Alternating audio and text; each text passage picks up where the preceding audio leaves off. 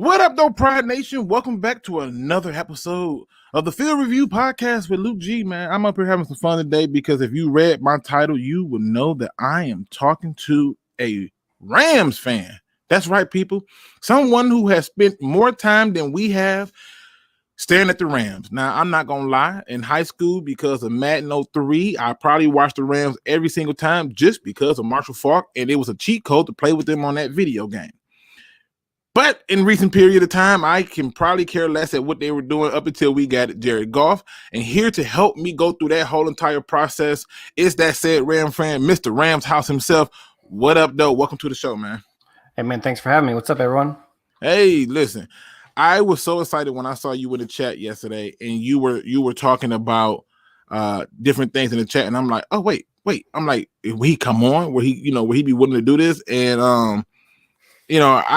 I'm ecstatic to talk to you about a lot of different things. So I think there's some serious ties between the Rams and the Lions, obviously at the quarterback position.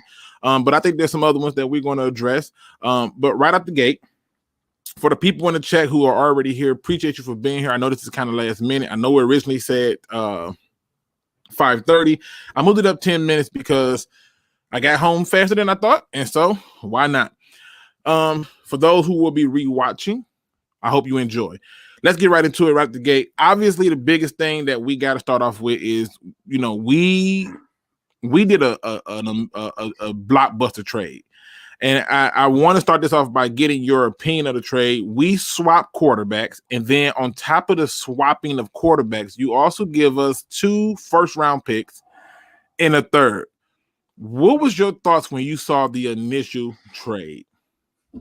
Oh man, so I guess I'll preface this with saying that I am a Goff fan, so that obviously alters the way I view it. But even if I wasn't a Goff fan, we got fleeced, and that's just there's no other. I mean, look, it's like what do you call it? It's a voluntary fleece. I mean, we got fleeced, and we asked for it because you know what I think. Honest to God, what happened was Brad Holmes understood well how emotional McVay had become about Goff, and he used it against him, and he absolutely used it against him, and he tore them a new one with that trade. I mean, look, Matthew Stafford is great, but a starting quarterback, 2 first and a third, I'm not even sure, a guy like Russell Wilson or Deshaun Watson would have gotten that much if they didn't have reset the market with that.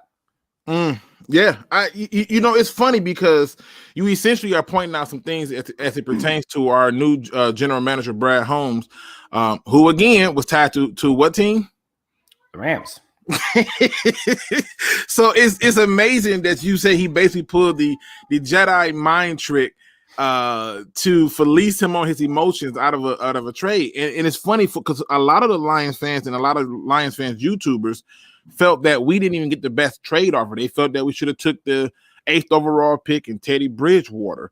But when I saw the deal, I said, so I get 2 future firsts, a third this year, and I got a quarterback replacement for a 33-year-old quarterback who's just been injured for the last 3 seasons.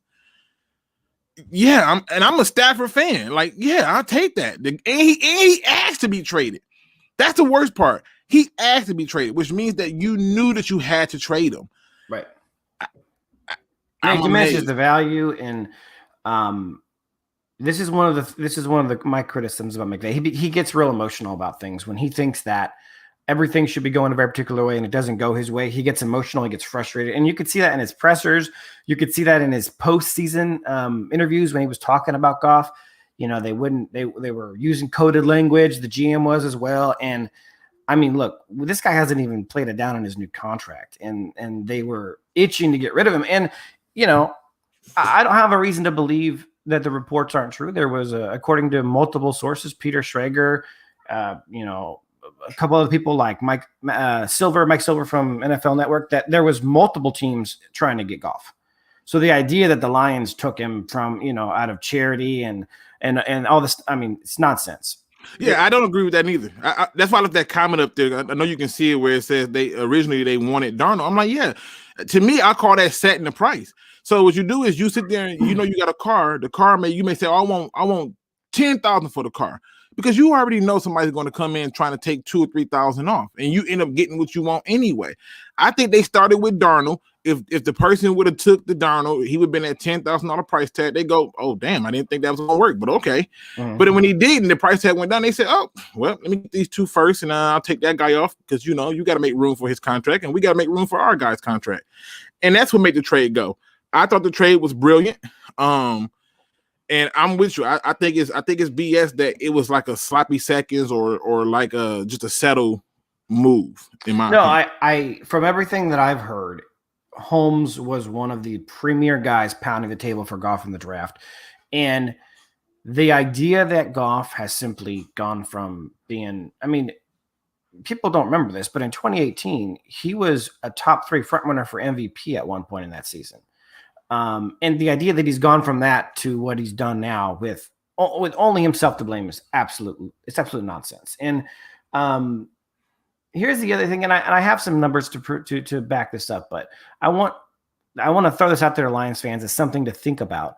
Is pocket quarterbacks in particular, like Jared Goff, have a long history of developing until age 26 and then skyrocketing in age 27 and beyond. I got hard numbers behind that with guys like Tom Brady, Peyton Manning, Drew Brees, Phillip Rivers, Ben Roethlisberger, Matthew Stafford, Matt Ryan, Derek Carr, Alex Smith, Andrew Luck. Just a kind of handful of pocket quarterbacks over the last 20 years.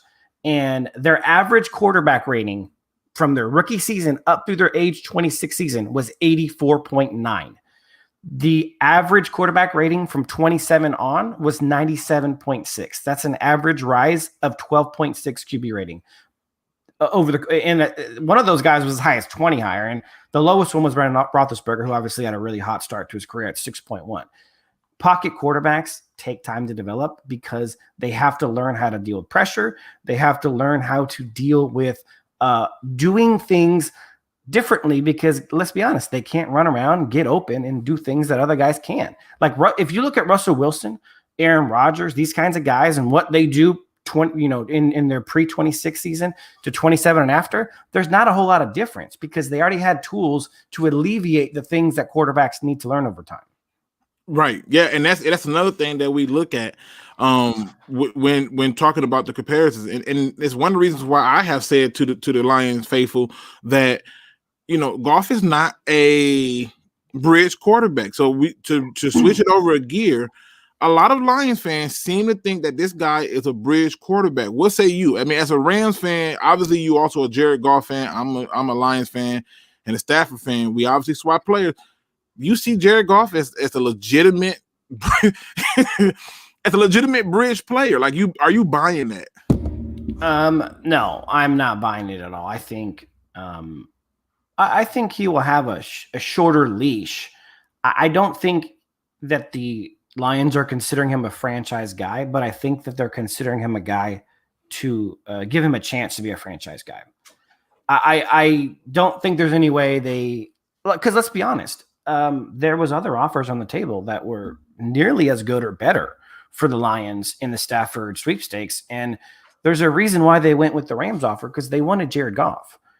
Everyone is report. I mean, is there any legitimate report out there that says otherwise, that they didn't want him?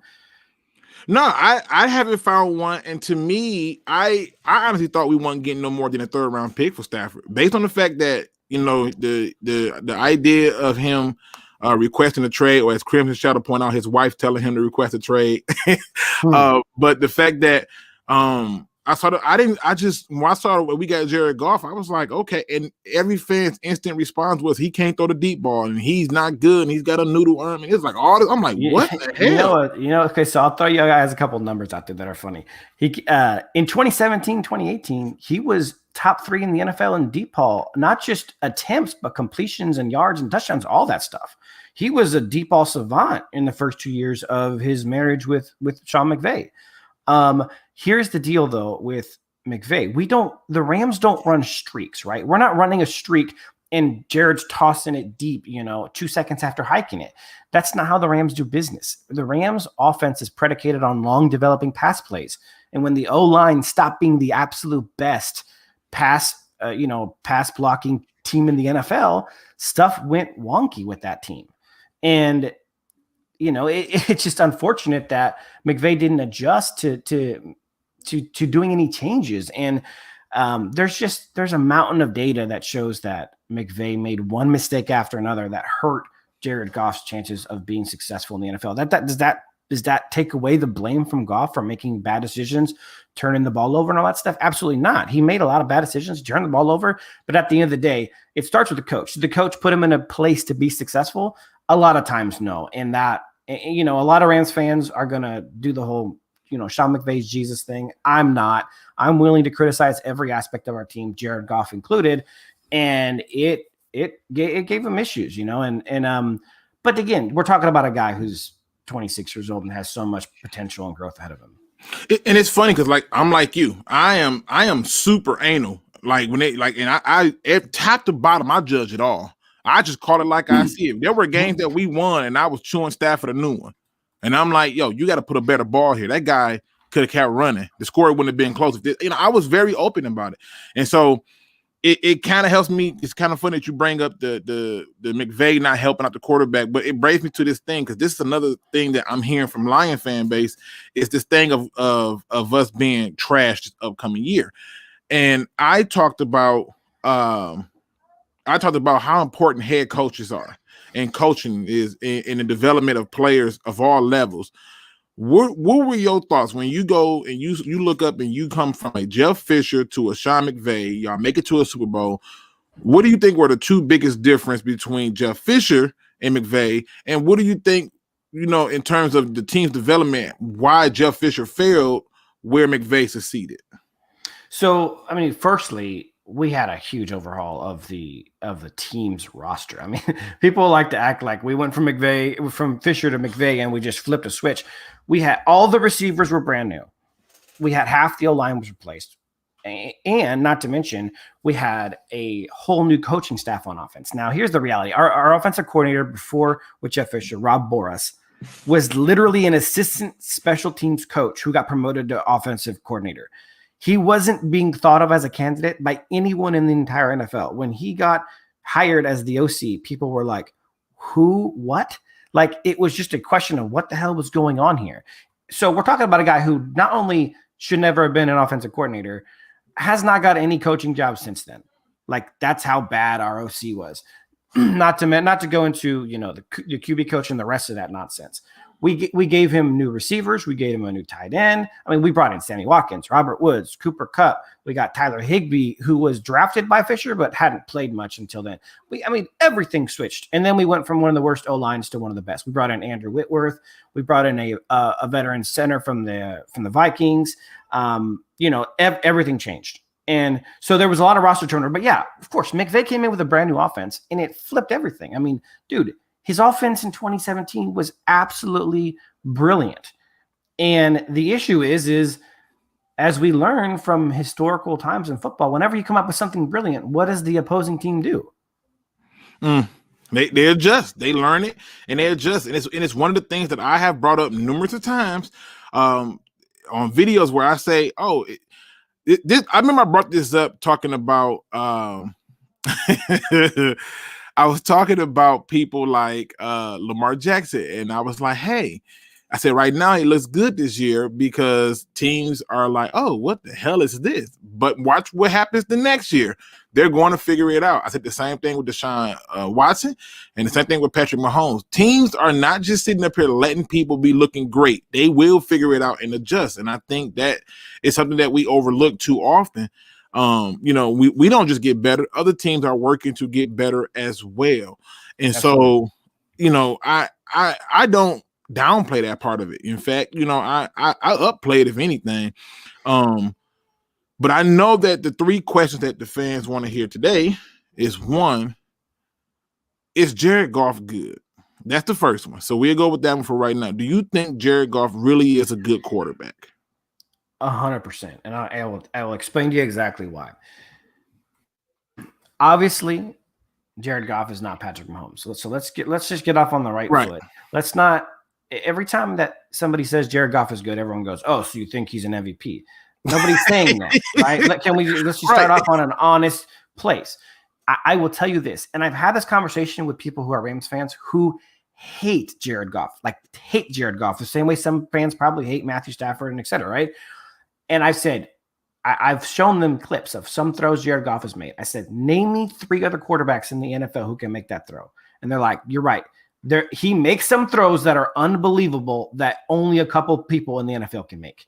That's not to say that he is a top 3 quarterback or nothing like that, but he's got special arm talent. The dude has a ton of arm talent. He can make every throw in the book. The only thing he doesn't have is a cannon like Matthew Stafford. He's not going to be demolishing the ball in there, breaking people's fingers, all that nonsense, right? Now, that's not to say he doesn't have arm strength. Like I said before, 2017, 2018, he was doing really well in deep ball passes. He had in 2018, he had the highest or second highest yards per attempt average. And all of his seasons in the NFL, he's been top 5 in longest air yards completion. So you're talking about a guy who completes deep passes. Jared's completed, one of the top 5 deepest passes in the NFL every year he's been in football. So the arm strength notion is not true. But so what does he do well?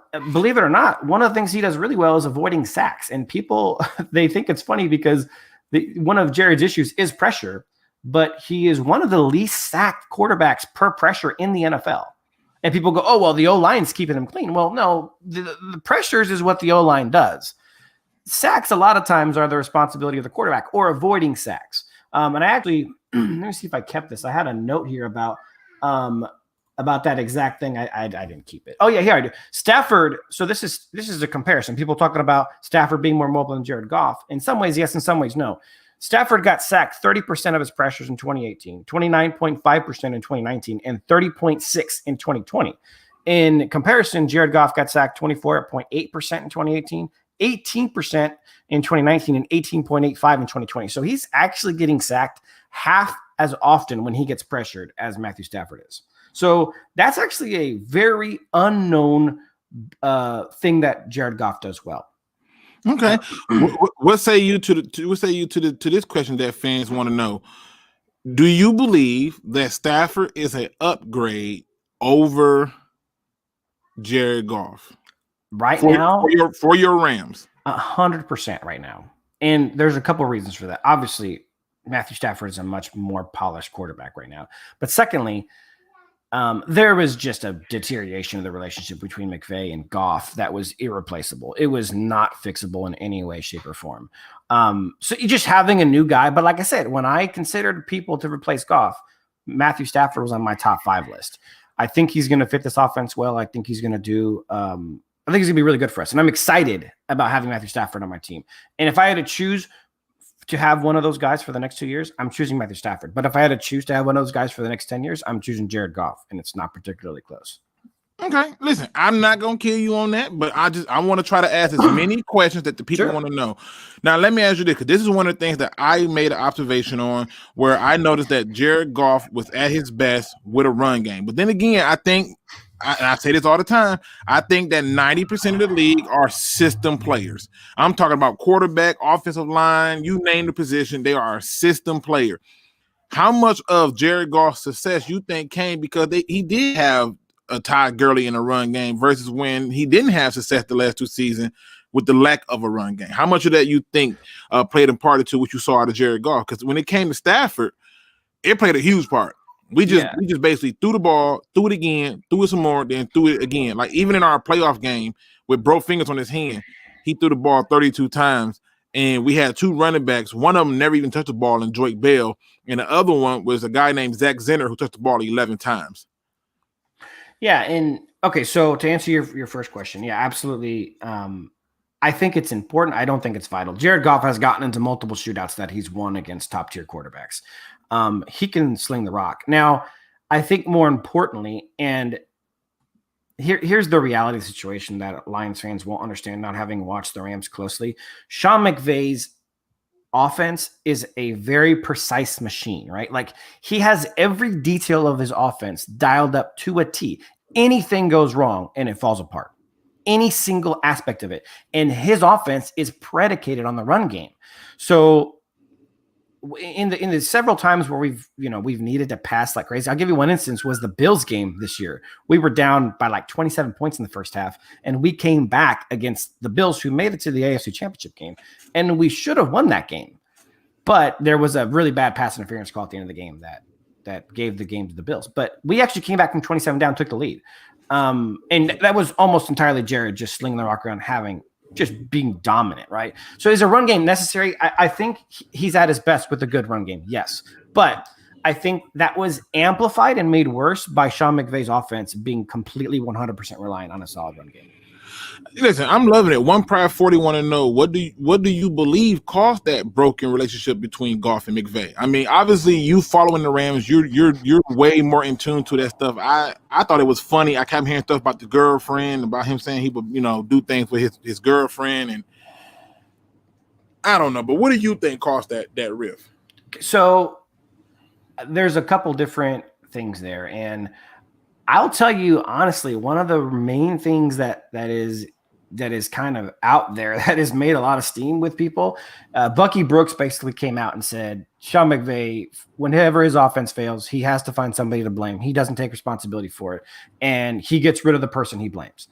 He did that with Todd Gurley when Todd Gurley's knee started failing. He did that with Brandon Cooks in 2019 when the deep ball wasn't there, even though our offensive line didn't have time to allow deep balls to develop.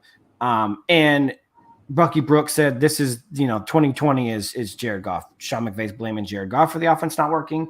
And that's what's out of their relationship. And yeah, here's the deal. It actually was a two-way thing, right? The people are talking about McVay souring on Goff, but Goff soured on McVay quite a bit too. And they both had the same basic idea. Jared is going, well, he's a control freak. He's not letting me do anything. And then whenever what he does is not a good option for us, it's my fault. That was a real thing. Jared has zero freedom in McVay's offense because McVay's offense is entirely controlled. And every single thing in that offense is controlled to a T. And so, yeah, there was a bit from Jared. I was like, look, Sean isn't giving me any freedom. He's not putting me in a position to be successful, but he also doesn't let me audible or change anything at the line to put myself in a better position.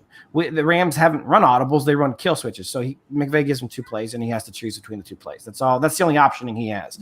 And then on the flip side, McVay's going, my offense is amazing. I'm an offensive genius, and this guy can't execute it. So I do believe that they both think those things to be true.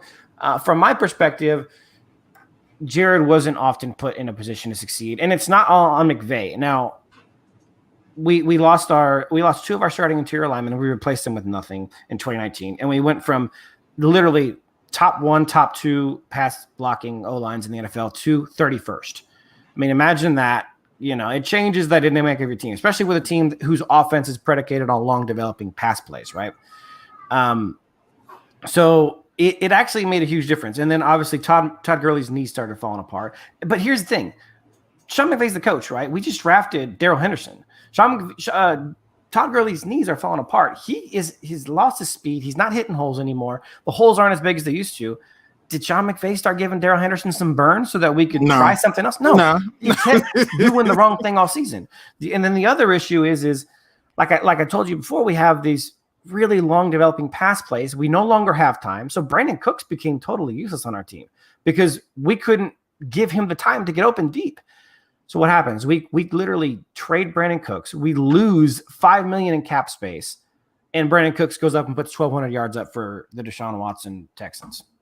I mean, look, those are the facts. You know what I'm saying? Brandon Cooks wasn't done. So then in 2020 rolls around, and I'm telling you, this is not even a question. This is a fact. The defenses literally just didn't play anyone deep against us because they knew we didn't have a deep threat. Brandon Cooks is gone. Robert Woods and Cooper Kupp are kings of the short intermediate game, and we just abandoned the idea of a deep ball. Everyone's, Jared Goff's deep ball. No, he didn't have a deep ball threat. And so what they started doing was they started blitzing Jared Goff, and they started to just play heavy in the intermediate part of the field, and we never had guys coming open. It was really, really bad in the last 2 years in that sense. But once we got rid of Brandon Cooks, and again, that's the ego part for me where Sean McVay goes, I don't need a deep threat to make my offense work. Well, the hell you didn't, because they literally played the safeties 10, 15 yards, 20 yards off the line of scrimmage as the deep safeties because they knew we weren't throwing it past that. They knew we didn't have time, and they knew we didn't have the weapons for it. You know who else that happened to? The Lions. Yeah. Like nobody was worried about the run game. Oh, y'all gonna line up in run formation. You can have it. That's why certain games you look back and you like, dang, Adrian Peterson could have had 120 yards rushing, but nobody respected it, and it's just funny. 313 J-Mo says, y'all funny. Goff isn't good. McVay was far from the problem, but okay, I'll bet Stafford looks great in it. Bucky Brooks sounds like a hater too. What say you to that?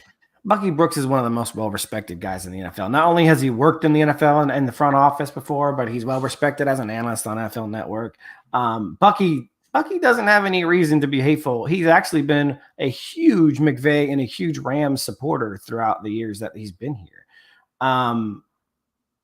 So yeah, I think that's nonsense. And a lot of Rams fans will agree with him. They think McVay's flawless. And I could give you. I'm going to give you a 2-minute breakdown on some of the mistakes that McVay made just in 2020, let alone 2019, that really worked against Jared Goff. And Bucky Brooks actually wrote an article about the first one, and I can send you guys a link in the Discord or whatever. But McVay, the Rams, as you know, Jared Goff thrives in play action. McVay's offense thrives in play action. We had one of the best play action offenses in football in 2019, or 2020 rather, and about game 7 or 8 or some point, McVay changed the play action offense entirely. And Bucky Brooks highlights when that change happened, and he puts the stats for before the change. We were one of the best play action teams in football. After the change, we were literally bottom 3 in the NFL in play action. McVay changed it. It tanked. Did he ever fix it? No, he left it broken the entire rest of the season. That's one example. Okay. In 2019, I told you we had issues with the O-line, interior O-line specifically. Pressures galore. We were one of the worst pass blocking teams. So did McVay adjust the long developing pass plays to short intermediate stuff? Not for 11 weeks. Week 12, finally we had an adjustment. It was one small adjustment that changed the entire offense. He started running the tight end as a real legitimate fast short route dump off option. And if you guys follow the Rams, I'm sure you know Tyler Higbee literally broke tight end records. He had the most yards in a 5-game span in NFL history for a tight end.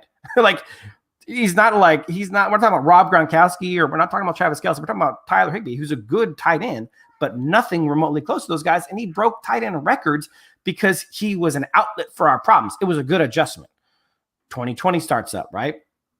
Tyler Higbee, not used anymore. He had 20 less targets on he ran 30% more routes than he did in 2019, but he had 20 less targets than he did in 2019. So he was running a lot more routes. He wasn't blocking more, but he was getting the ball thrown less to him. People go, oh, well, did he struggle? No, he actually had 131.9 quarterback rating when targeted, which was 9th in the entire NFL and far and away best on the team.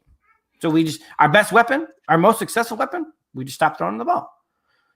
Listen, I've seen that happen on the Lions too, where we got the best weapon and they don't do it, or we got a really good weapon and they ride him to the dirt. Here's looking at you, Barry and Calvin and Stafford. I think they rolled them all to the dirt, and they never really got past it. Now let me switch gears and kind of put it a little bit more closer to the Lions. Obviously, Jared Goff is going to be our quarterback going forward. Let me ask you this question right here. What do you think when you look at the Detroit Lions coaching staff now versus the past 3 seasons? What do you think was the biggest problem when it came to this Lions team, and what do you expect from them this season? So I am a huge I told you before we started this, Barry Sanders is my favorite all-time running back. Him and Adrian Peterson, top 1 and 2 for me. Calvin Johnson is my favorite all-time wide receiver. So I've actually always kind of been rooting for the Lions in a lot of ways, but I've done an immense amount of film study ever since we traded Goff, because I am a Goff fan. I'm going to watch both teams. In the end, I'm a Rams fan. Look, I want us to win the Super Bowl. There's no question about that. But having watched a ton of film, I am convinced more than anything that you guys had one of the worst coaching staffs of the last decade. You ain't got to tell me. I wanted him fired after the first season. It was bad. Especially, you know what? I'm telling you, watch. I bet you money that you're going to have a couple of young guys on defense pop off next year, be legit talents. I think so too. And it's one of the reasons why I see us being a better team. Because for me, I'm looking at it and I'm saying, what do we have going good with that coaching staff that makes people believe we were that bad? Like, I think we had talent. I thought the coaching was that bad, where you're seeing people like Tracy Walker, who was on the up and up, rising, and all of a sudden he's now a box safety. Why you do this? Or when he came in, he's taking guys who balled out for us, and Glover Quin, shout out to him at the DB room, who balled out for us. And he's taking that guy and not starting him, or Duron Hartman comes in and automatically gets an immediate starting role. And I'm like, nobody had to earn a position or anything. The coaching was terrible from top to bottom. And I just said to myself that with good coaching, even the worst talented teams can win. And I've seen it done before. So what do you expect from the Lions, though? And I mean, obviously, you think the coaching staff was probably just garbage, like I believe. But what do you expect from them this year? Well, here's the deal, right? Like, if you are looking at it from the window of like, I will use the 2016 Rams as an example. All the players under Jeff Fisher, including Todd Gurley, by the way, looked like garbage. Todd Gurley had a awful season under Jeff Fisher. Jared Goff was awful. We had a ton of players who just looked like bad NFL talent. And then we got a new coaching staff. We went from, I would say Jeff Fisher's coaching staff is probably just slightly worse than what you guys had in Patricia and his coaching staff last year. So the reality is what happened to Rams? Dude, a lot of players that we had with Jeff Fisher were 10 times more dominant under Sean McVay and a new coaching staff. So I expect there to be a lot of, I expect you guys to have a top 5 O-line next year. I really do. I like a lot of the talent you guys have on the O-line. I was a big fan of Jonah Jackson, and I'll never forgive you guys for taking Frank Ragnow. He was one of my draft crushes before the draft. Listen, I talked about our offensive line. I think the Lions should take another offensive lineman. Oh, 100%. This year to complete it out, because then you will have 4 out of the 5 positions locked up on the offensive line, and you can run the ball. Some of the fan base want quarterback. Some of the fan base want receiver. Some want linebacker. The only 2 positions I got us taking, round 1 is basically offensive line. Round 2, I'm looking at safety or linebacker. Yeah. So, I mean, selfishly, I want them to take a receiving weapon in the first round, but it won't happen. We gonna dive into something similar to that. You know who I really. I'm like dying for the Lions to draft, and I don't know why, but I watched this guy's film, and it just pops on me so hard on film. Is Kyle Pitts, man? I am in love with this dude. Like, he is you know what he reminds me of? Like, weirdly reminds me of, and not like obviously entire package, but his ability to adjust to the ball, track the ball in the air, use his body to box people out, go up and get it, and his catch radius. Who does he remind you of? Like, I'll tell you. It reminds me of Calvin Johnson. So I know. I watched some Calvin Johnson highlights, and I watched Kyle Pitts highlights back to back, and I was like, he clearly stylistically does some things. He's watched Calvin Johnson and tries to make, dude, some of these catches he makes are identical to the way Calvin used to do it. Like, that dude has watched Calvin and has adjusted some of the stuff he does to him. Well, you trying to get us cussed out with the Kyle Pitts talk. So, but Greg Charles says, so can he explain why the Rams gave up 2 firsts and a third? He did at the beginning of the show. He said basically that Brad Holmes played on the emotions of McVay and dialed up into his ego, and that's what led to the trade going down, because he has a big ego and he's emotional. So he did talk about that. Let me ask you this, man, because I look at it like this. Our quarterback is now Jared Goff, and so I root for the Lions on every level, right? I'm going to root for them, but I'm going to be realistic with it.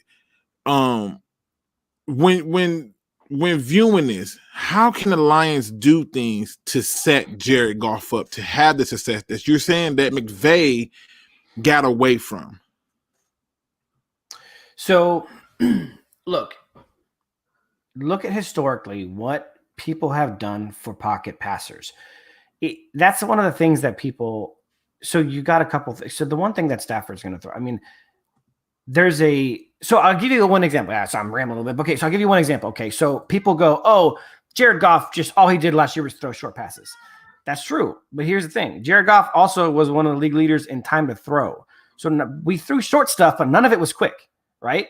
And to get a pocket passer into a comfort level and a rhythm, and Jared Goff is very much a rhythm thrower, you got to give him some fast throws, some quick stuff to do. I'm not talking about screen passes. If I see another screen pass with Jared Goff, I'm going to lose my mind. The Rams ran screen passes. I probably triple more than any other team in the NFL last year. But getting him in rhythm, creating opportunities. And here's the thing: people are gonna, oh, he can't read a defense. That's nonsense. He makes reads. I have seen Kurt Warner break down his film. I've seen other Hall of Fame guys break down his film. Jared Goff can read a defense. Jared Goff can break down films. One of the issues that with McVay and the way that Jared Goff worked with it is that McVay's, I'm telling you, probably 30 to 50% of McVay's plays are designed with only one option to throw to. They're pre-designed on who the ball is going to go to before it even happens. Guess what happens when you do that for 4 years? Defenses catch on to those plays. Yeah, listen, I have said this. I've said this too many times. All these players are system dudes, and even when I go through film study, I look at plays a little different. Like I can almost tell, like if this offense is a one read offense. I hate one read offenses where they got to come up and just throw because defenses will adjust to it. Now, Ramon the New Day says if Kyle Pitts run that 4-3, something like Calvin, I'm taking him. He's not going to run a 4-3. So what I tell you about Kyle Pitts though is that he's basically the size and of Calvin. I mean, he's bigger than Calvin Johnson is, but he's got the size of Calvin Johnson. He's got the catch radius. I mean, got long arms. He's a freak of nature. He knows how to track that ball. He knows how to adjust his body. All that stuff. I think he'll probably will be in the 4.4. Some people saying 4.7s, but he's pretty freaking fast on film. So I imagine he's going to be probably in the 4.4s range. He's not going to be nearly as fast as Calvin, but he's also a guy you can put up. I mean, Calvin was getting triple teamed. How are you going to triple team Kyle Pitts as a tight end? You're going to have, a safety, a linebacker, and a corner on him. Like that's a little bit excessive. You put a linebacker on that guy, he's faster, a lot faster. If you're going to put a safety on that guy, dude is like a foot taller. Like it is, and 50 pounds heavier. Like that dude's going to create so many mismatches. It's not even funny. Listen, listen. We had a question yesterday that says, "What is a under the radar move the Lions can make?" And I said, I think it will be able to happen. I think it could work. I think the Lions need to call up the Rams one more time and offer up a late round pick for Taylor Rapp because for some reason I know he got hurt last year.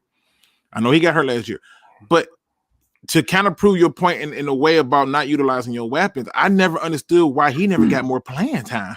No, it's a weird one, and we keep doing this. We keep drafting guys like Darrell Henderson. Drafted him in third round, never used him. We actually traded up to get him too, which was annoying because we lost a late round pick. Taylor Rapp traded up to get him. Actually, we traded down and then we traded back up to get him, and then we didn't use him. So you're right on that. I look selfishly like Taylor Rapp. I want to keep Taylor Rapp because I don't think they're going to give him up for a late round pick. We're also letting John Johnson III go. I'll tell you what, an underrated thing the Lions can do to be successful, because I think that he's being underrated in the same way that Jared Goff is, and that's sign Tyrell Williams. I actually was pounding the table for the Rams to sign him or the Lions to sign him all off season. I think he's incredibly talented. Never gotten a full chance to be even a guy who got a lot of targets. The only year he got targets was 2016, and he balled out. He got 1,000 yards. He's really good. He's obviously not. I don't think Tyrell Williams is number one, but he's solid number two, and he's a guy who creates mismatches and gets a lot of attention. I'll tell you this one right here. One funky Lion fan says Rapp won't go anywhere. They let John Johnson walk. I bet Rams fans said the same thing about Jared Goff, and I'm just telling you, if I'm buying into what Ram House is selling, that this man got an ego problem, I think we can finesse him a little bit more. Yeah, but his ego is directly only linked to the offense. He has nothing to do with anything. I'll tell you what, though. I mean, look, if you guys grabbed John Johnson III, that would not be a bad deal for you guys at all. See, I don't want John Johnson III because I think there are safeties in this draft that got more upside. They're younger, more to prove, and I like their ball skills. Like I like Andre Cisco because he's a ball hawk. Yeah, John Johnson is very much a hybrid. He can play the ball hawk, but here's the thing: he's always been a strong safety. So, but he also gets some nice INTs for a strong safety. He's got the intellect for it, but I don't know that he has the speed for it. He's a pretty slow guy. Now, Midwest Lions is thinking how you think. He said if we can get John Johnson and Tracy Walker, they gonna ball. I actually like that a lot. I'll tell you why. Because they're both. I see Tracy Walker as somewhat of a hybrid guy too. I think he has a little bit more range than he showed under Patricia, and I think having two guys who can defend the run and who can ball hawk a little bit, I think it eliminates the need for one pure deep ball safety. Okay. See, how can I look at it? I'm weird. I come from an old school in a way, but I'm still with the new school, so I kind of respect both aspects of it. And when I look at talent, I just look at talent that I say, how long can that talent survive in the league and be utilized as a weapon? And I think we're going to have a lot to go with that. Now, I know that the Lions need a lot of work, but when I looked at this trade with the Lions and the Rams, obviously, I said, yeah, we won the trade because I would have never thought we would have got two first. Yeah. But when I look at Stafford, I feel bad in a way because I think, and you see it in the chat, that the expectations has went up. It's Super Bowl or bust. And I'm like, oh, no. He's got to still come in and learn a whole new system. Yeah. As I tell you, as a Rams fan, I have some concerns about our offense because if the reports are true, like, look, I've said it already multiple times. Some people are never going to accept it, but Jared has his faults. McVay has his faults. If McVay thinks the only faults to the Rams offense was Jared Goff, Matt Stafford's going to have some problems next year because our O-line wasn't good enough. We had a good running game, but here's the weird thing. McVay will go whole quarters without running the football. He falls in love with one where he'll run 8 times in a row or pass 8 times in a row, and he doesn't mix it up. And so that really freaking screwed, and people started realizing playoff game. Y'all had a playoff. It was a playoff. Oh my God, who was y'all going against? Y'all had a playoff game. The only reason I remember this is because I lost money. Y'all had a playoff game, and I'm like, oh, Ty Gurley. Oh, okay. I'm like, he was kind of getting off. And then it gets down to the last couple plays, and I'm like, why are you throwing the ball right here? Mm-hmm. The game is in hand. Just run the damn ball. And even last year, I remember with Ty Gurley, they said, oh, it's Ty Gurley's fault that he went in. He was told don't go in. And I'm like, why is the coach calling the play? Right. like the only play you need to call is a knee. We had no timeouts. We couldn't stop nothing. Why are you even calling the play? So it's just weird. Really quick, I want to put this out there too. If you have not seen yet and you want to see some film study, me and the Hood Cam did do film study on Panini Sewell out of Oregon. It is live right now. So I'm going to be wrapping this up real soon and going over there to talk about what we saw in that film study. It was so much fun to do it. We have did it on his channel, so check that out and show us some love. Hit that like button. If you in here, hit that like button and make sure you hit that subscribe button. I'm gonna hit a few more questions, then we get out of here. Let me ask you this, man, because you know, we got some history together at this point, and so obviously we got Brad Holmes. How and you're a Rams fan? How was you viewed? Like, did you feel like Brad Holmes was the one drafting those players, or did you feel like it was damn it, I just forgot the guy's name. Snead. Thank you. Did you feel like it was more Brad Holmes getting these players that y'all got, or was it more Snead doing this? Well, so it's a good question. The only thing I'll say is that Les Snead was here with Jeff Fisher when they were not good. So was Brad Holmes, but we didn't draft well before McVay got here. And I mean, we had some good picks here, but mostly it was bad. And I think from what I've read and seen, I think Brad Holmes is an amazing talent evaluator. I really do. I think Brad Holmes is the real deal. I think he can evaluate mid-round talent. I mean, look, we've hit home runs mid-rounds over and over and over again. And Brad Holmes is in charge of college scouting. So you gotta have to this guy's handing the file to McVay and Snead that says, hey, John Johnson's a winner, Cooper Kupp's a winner, Taylor Rapp's a winner. Like, that's the guy doing that stuff. So I think he's talented. I think it's probably the way that I viewed it was probably a team effort. I think McVay had a lot to do with it. I think our D coordinators had their choices.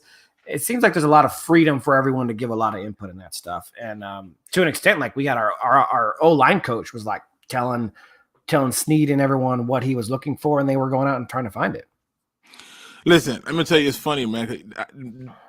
My subscribers know I can't pronounce a person's name to save my damn life. I suck at it. I literally tell them, when you want me to do a review on somebody, give me the jersey number in the school. I can't remember all this stuff, and I just suck at it. But let me just see. He says, how long do you see Goff playing here? Because his contract is unaffordable, and he didn't want to restructure to stay in LA. So why would he stay here now?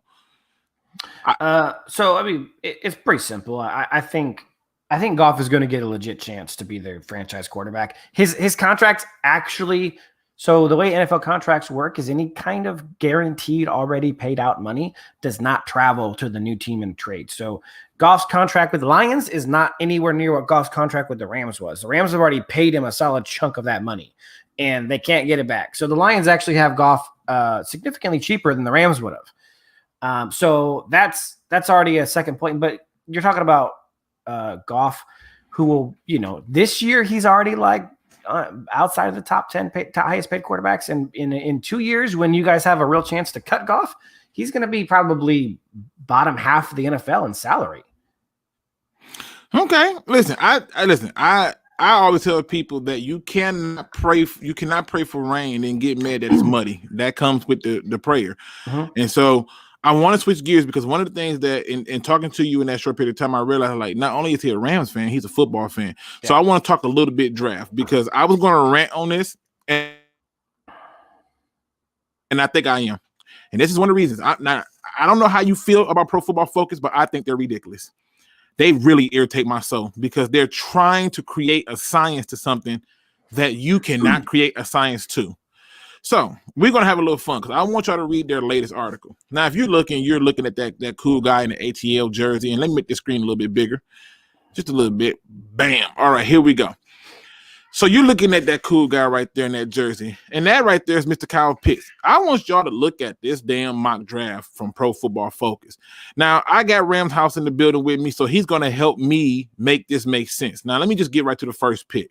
Trevor Lawrence, you're not shocked with that, right? Like, I think we all agree that Trevor Lawrence is probably going to be the first overall pick, right? 100%, right. All right, let's keep going. Number 2, Justin Fields.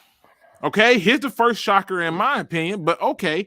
Justin Fields, number 2. What are you thinking? I mean, this is Pro Football Focus. They apparently they're the smart guys, apparently, right? Yeah, I go up and down. Every time I think PFF's got something, they lose me. Like we had a couple games this year where Jalen Ramsey shut down DK Metcalf and other top tier receivers like DeAndre Hopkins, and he had like a 60 rating. And like DeAndre Hopkins just 1 catch for 12 yards, no touchdowns, and Jalen Ramsey shot at him with a 60 rating. Like, what are you talking about? Like, bro, I try my best. You would never hear me reference them. It's weird. But I want you to pay attention to how they doing this draft. Now we got Justin Fields, we got Jamar Chase, who I think will get picked up by the Dolphins. I think they will take Jamar Chase. I don't think so, actually. I don't think they're going to get him. I think they're going to draft. I think they're going to get they have a lot of money. They're going to get a free agent receiver. It's easy. There's some good free agent receivers. There's other talent in the draft that they need that is not as available in free agency. So where do you see them going with this pick then? I wouldn't be surprised to see them go tackle, man. Not at all. I can see that. I can see that too. But again, this is Pro Football Focus. I'm working through. They love Jamar Chase. They have a big. I mean, 6'6", 230. He won. I mean, I love Jamar Chase too, but they're obsessed with him. They think he's far and away the best receiver in the draft, and I don't think there's a huge separation between him and Smith. This guy's 1 inch taller than Calvin Johnson. Yeah, you're right. He run a 4.3, and yeah, I'm taking his ass too. I'm just being honest. That's crazy. But his anyway, skill set is so good.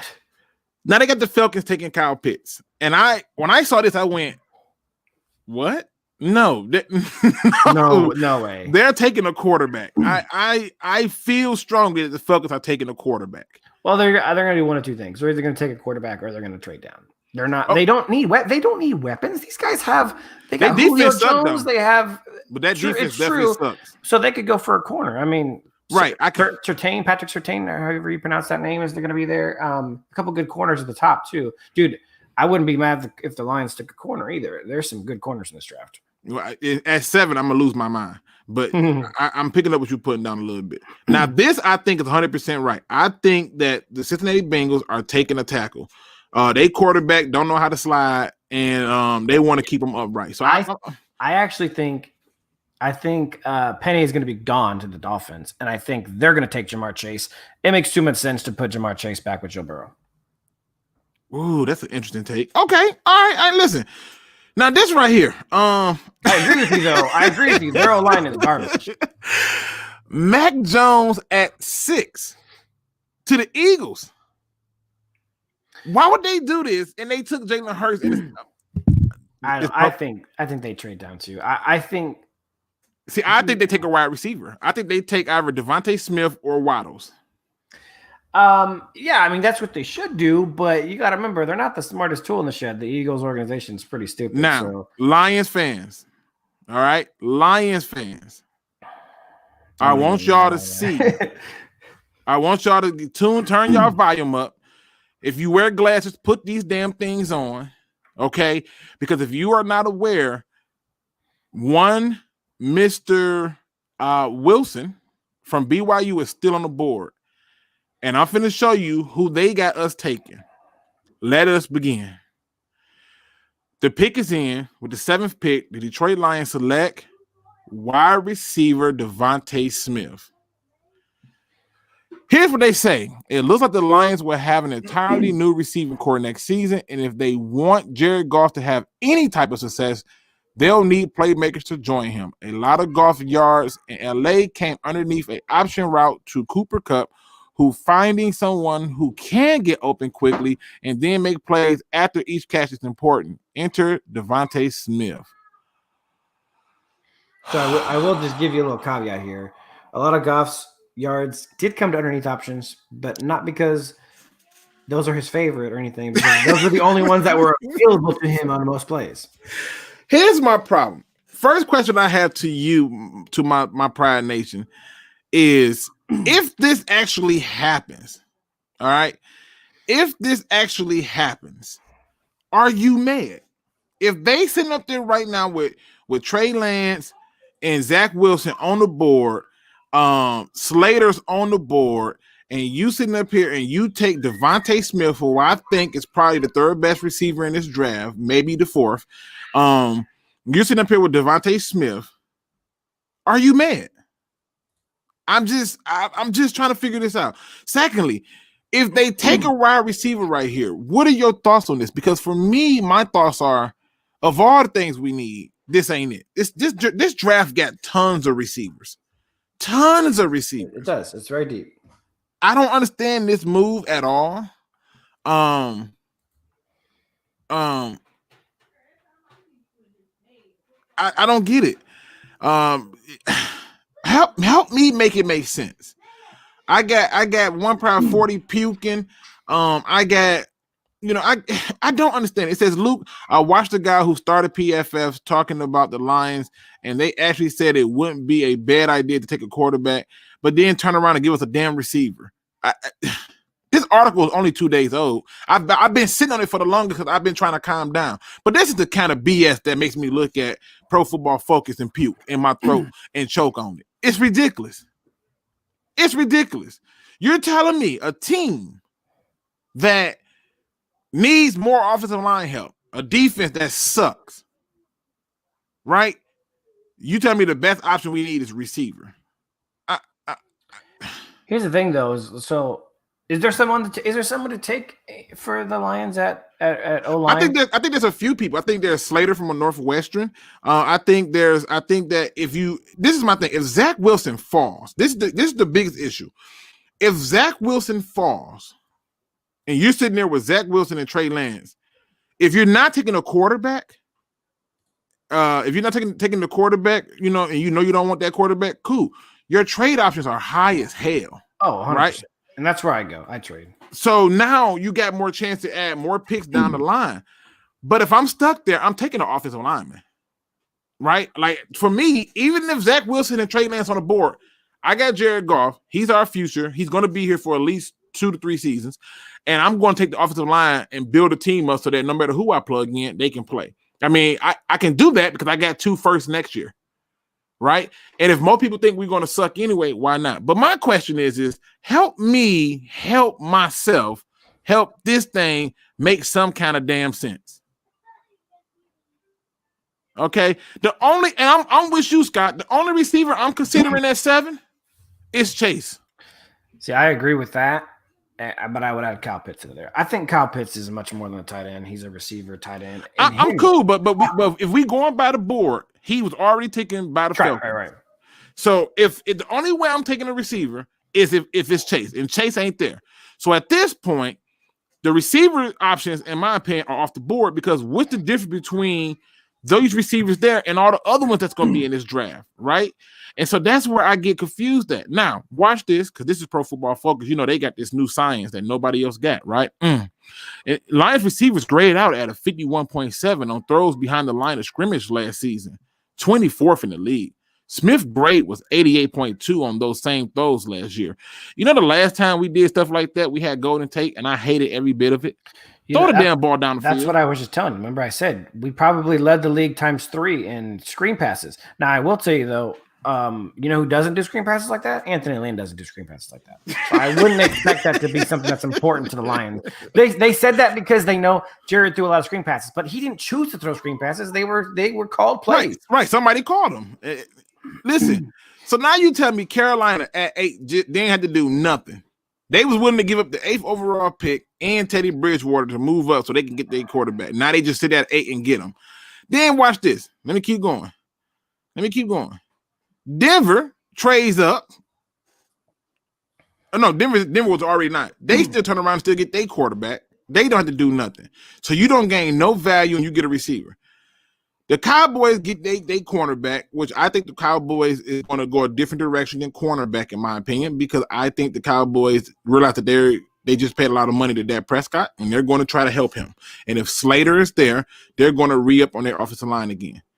The Giants get I don't like Pay at all from Michigan. I think he's okay, but I don't like guys with one pass rush move or no pass rush move. And I wasn't impressed with him, just like I wasn't impressed with a few other Michigan people. But then San Francisco gets their cornerback. Why?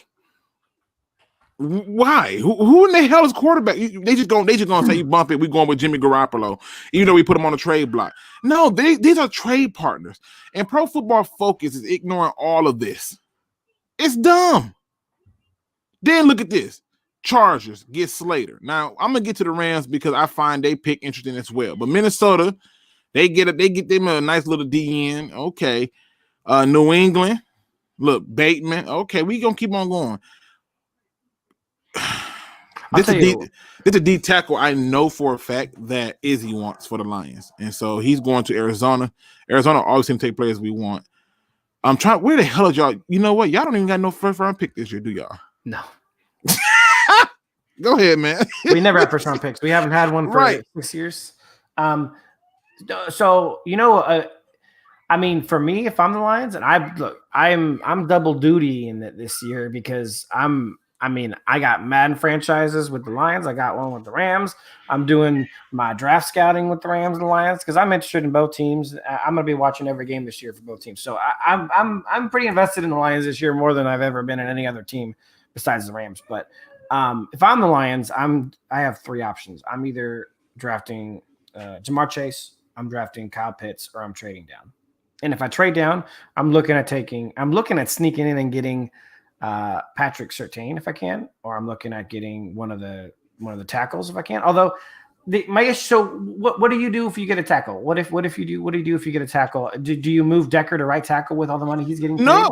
Listen, what you do is you plug. See, the thing about Slater is he's not just a tackle. You can play him at guard. I don't care. Mm-hmm. But the thing I'm looking at is if you are showing up your offensive line, it opens up running lanes, which helps the quarterback. So that's how I'm looking at it. The one thing I don't want to happen is what I'm looking at right there. If Jalen Waddles goes to the Bears, we got a problem. Okay? We got a problem. Because I can tell you right now, if we put in Okudah on him, he going to get him the world's biggest cushion because I think Okudah's a safety. That's my own personal view. But I'm just saying, this damn draft is ridiculous. Yeah. And Pro Football Focus know how to find ways to tick me off. They just know how to do it. Like, even with the way that this is going right here, they got the Steelers taking Rondale Moore. Okay. Do they have the running back from Alabama going in round 1? Let me see. They got Nick Bolton going to the damn Packers, so I'm looking at the division stuff real hard. No, they don't. I wonder if he's an option in round 2. Man, imagine having him with Swift on that team. That'd be nuts. I'm just saying. But can we just I just want to point these type of things out when it comes to the so-called expert that us, the fans, know more than these people. And I'm not being funny. We know more than these people because we understand what it's going to take. Now, some of us don't always know the sport of football, but this right here ain't it. This receiver at 7 with Trey Lance, Slater, Zach Wilson. If Zach Wilson made it to us, Zach freaking Wilson made it to us, and we couldn't get a trade partner. No, that dude. If Zach Wilson makes it to 7, there's going to be a whole bunch of teams want to trade. Right, like to trade with a team at 7. Like I had this little debate with one of my guys. shout out to my man SpeakEZ, who was like, yo, we got to be at the third pick. And I was like, but it doesn't matter where you pick at because you got to get the pick right. And I don't care where you pick. Just get the pick damn right. That's all that matters. Period. And he goes, no, because I said, you got better trade options if you're picking 7th and later because it doesn't cost as much to move and maneuver. If you're sitting at 7 with 2 of those quarterbacks still sitting there, and you already know that there are other teams like the 49ers, some of the other teams that I think are going to be in play that we're not talking about to move up for a quarterback. I'm telling you right now that you got to use that to your advantage. You cannot just sit there and say, you know what, today, receiver it is. No.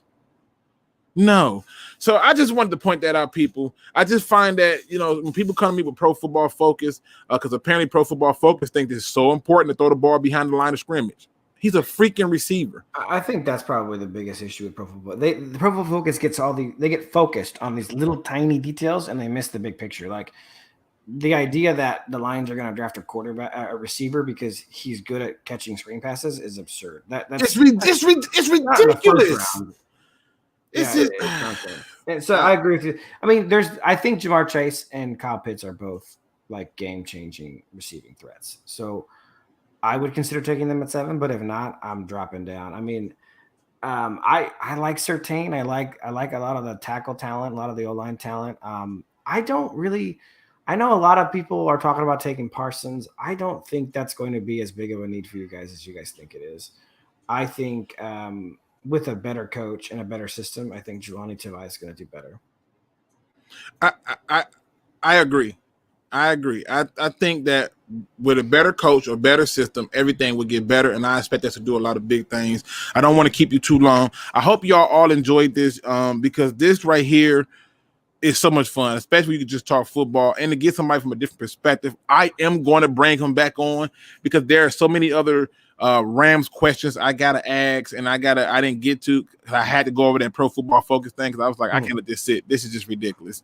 But to Rams House, man, give your final thoughts and let the people know what are your thoughts, overall. And again, I cannot thank you enough for coming on to talk with me. Anybody who ever want to talk with me, you hit me up, I will get you on. He talked about it yesterday. He's on today. It's that simple. So give me your final thoughts, man. I appreciate it. So yeah, from a guy who's been watching film nonstop for the last month on the Lions and Lions players, and I think what you're going to find out, including Goff, is that you're going to find out there's a lot more playmakers on the Lions than you guys think. I think the coaching was that bad that it really made a lot of talented guys look like they weren't very good at football. With a much better coaching staff, and your guys' coaching staff, top to bottom, positional coaches all the way up, is so much better than last year. I think you guys are going to find out that a lot of the guys that you guys said were garbage last year are a lot better than you think when they're coached correctly and they're put in a position to succeed. If you guys want an example of that, check out the 2016 to 2017 Rams. It was literally a complete Todd Gurley was Offensive Player of the Year, being considered for MVP. 2016 under Jeff Fisher, he put up 800 yards and averaged like 3.3 yards a carry. He was garbage. We're talking about one of the worst running backs in the league to Offensive Player of the Year overnight because of coaching. So don't dispel how important coaching is and how bad talented guys can look when the coaching is putting them in a bad position. Listen, and I'm going to add on to that. They don't even got to go that far. Kyle Van Noy, you brought in the guy who's a 3-4 outside linebacker and forced him into a 4-3. That was brilliant. It just doesn't make sense at times, man. Here's my final thought for the people. Y'all know I like to end shows on a positive note. I love rocking with y'all. I love talking sports with y'all and talking football. And today's positive note comes from Lions Man. You see, Lions Man posted something on his Twitter, and it jumped out to me, and I thought that it was absolutely beautiful, people. And it's so simple. It's only 4 words. Excuses don't get results. Let me say it again. Excuses don't get results. I think some of us are making way too many damn excuses for why we don't have and don't do and don't get. Maybe instead of making excuses, we need to make solutions. Maybe we need to do things that lead us in a direction that sets us up for a positive result.